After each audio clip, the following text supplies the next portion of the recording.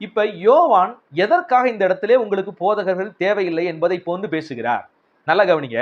இதனுடைய மேல உள்ள வசனத்தை நீங்க வாசிக்கும் போது யோவான் சொல்ல வருகிற விளக்கம் உங்களுக்கு புரியும். உங்களை வஞ்சிக்கிறவர்களை குறித்து உங்களுக்கு எழுதுகிறேன் அப்படின்னு சொல்லிட்டு தான் நீங்கள் அவராலே பெற்ற அபிஷேகம் உங்களுக்குள் நிலைத்திருக்கிறது, அதனால உங்களுக்கு போதகர்கள் தேவையில்லை என்பதை போல அவர் பேசுகிறார். அப்ப எதற்காக இந்த வார்த்தையை பயன்படுத்துகிறார் யோவான் அப்படிங்கிறத பார்க்கணும். என்னைக்குமே கடவுளுடைய வார்த்தை வேணும், ஆலோசனை வேணும், நமக்கு அறிவுரை சொல்லக்கூடிய, நம்மை நேர்வழிப்படுத்தக்கூடிய சிலரையாவது நமக்கு மேலாக நம்ம வச்சிருக்கணும். நான் மட்டும்தான் எனக்கு எல்லா அறிவு இருக்கு அப்படின்னு என்னைக்குமே போகக்கூடாது. அதே மாதிரி கடவுள் எனக்குள்ள இருக்கிறாரு, என்னை யாரும் தட்டி கேட்க தேவையில்லை அப்படின்னு போயிடக்கூடாது. அப்போஸ்தலனாகிய பேதுரு கூட ஒரு இடத்துல மாய்மாலம் பண்ற விஷயத்தை நம்ம பார்க்க முடியுது. அவருக்குள்ள ஆவியானவர் இல்லையா? ஆவியானவர் இருந்தார் தான். ஏன் அந்த தப்பு செய்யறாரு? சில நேரங்கள்ல நம்ம ஆவியானவருக்கு விரோதமாக செய்வோம். ஆவியானவர் உள்ள இருக்கிறதெல்லாம் உண்மைதான். அதனாலதான் ஆவியானவரை நம்ம என்ன செய்யணுமா, அவருக்கு இடம் கொடுக்க வேண்டும் என்று சொல்லுகிறோம். ஆவியானவர் அமுக்கி அடக்கி வச்சுக்கிட்டு என்ன செய்வோம், நம்ம சுய இஷ்டத்தின்படி செய்ய ஆரம்பிப்போம். நம்ம மக்கள் பாட்டெல்லாம் பாடுவாங்க, வல்லமையின் ஆவியானவர் வந்துவிட்ட காரணத்தினால் அவர் என்னை கண்ட்ரோல் பண்ணி நடத்துகிறார் அப்படின்லாம் பாடுவோம்.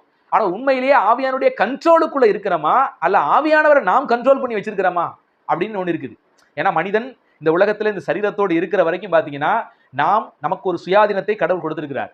நம்ம விருப்பம், விரும்பி தான் கடவுளை ஏற்றுக்கொள்றோம், விரும்பி தான் கடவுளை தேடுறோம், விரும்பி தான் கடவுளை ஆராதிக்கிறோம், விரும்பி தான் அவருடைய வார்த்தைக்கு கீழ்ப்படிஞ்சு வாழ்றோம். ஒருவேளை விருப்பம் இல்லாமல் அவருடைய வார்த்தையை நம்மால் அல்லல் தட்டவும் முடியும் என்று வேதம் சொல்கிறது. அப்படி சில நேரங்களிலே நாம் தேவனுடைய வார்த்தைக்கு விரோதமாக போகக்கூடிய சுதந்திரத்தை கடவுள் வச்சிருக்கிறார். நாம் தான் அடிமையாக தேவனுக்கு ஒப்புக் கொடுக்க வேண்டுமே ஒழிய நம்மை தேவன் அடிமைப்படுத்துவது இல்லை என்கிற சத்தியத்தை நீங்க புரிஞ்சுக்கணும். இந்த இடத்துல என்ன யோவான் சொல்ல வர்றாருன்னா, இப்ப என் பிள்ளைய நான் என்னதான் அறிவூட்டி ஆலோசனை கொடுத்து நான் வளர்க்குறேன்னு வச்சுங்களேன், என் பிள்ளைகிட்ட சில விஷயங்களை நான் சொல்றேன். அம்மா, உனக்கு அறிவு இருக்குது, ஆற்றல் இருக்குது, நீ திறமையான பிள்ளை, நிச்சயமாக நீ சாத்தான் இப்படி வலை வீசும் போது இனம் கண்டுபிடிச்சு நீ உன்னை காப்பாத்திக்க முடியும் அப்படின்னு ஒரு வார்த்தையை சொல்றேன். உனக்கு யாரும் சொல்ல தேவையில்லைம்மா, உனக்கே தெரியும் அப்படின்னு நான் ஒரு வார்த்தையை சொல்லும் போது இதுக்கு என்ன அர்த்தம்? ஆக்சுவலா பாத்தீங்கன்னா உனக்கு யாரும் போதிக்கவே தேவையில்லை அப்படின்னு நான் சொல்ல வரல. நான் ஏற்கனவே என் பிள்ளைக்கு போதிச்சு நான் வழிநடத்தி இருக்கிறேன் பல வருஷமா. சோ வளர்ந்து வந்த பிள்ளைக்கு நான் என்ன செய்யறேன், அதை உற்சாகப்படுத்தும்படி, உனக்கே அந்த ஆற்றல் இருக்கிறது, உனக்கே அந்த அறிவு இருக்குது, நீயே புரிஞ்சுக்கிருவ, உனக்குள்ள அந்த திறமை இருக்குது, அதனால சாத்தானுடைய வஞ்சகத்தை உன்னால இனங்கண்டு கொள்ள முடியும்.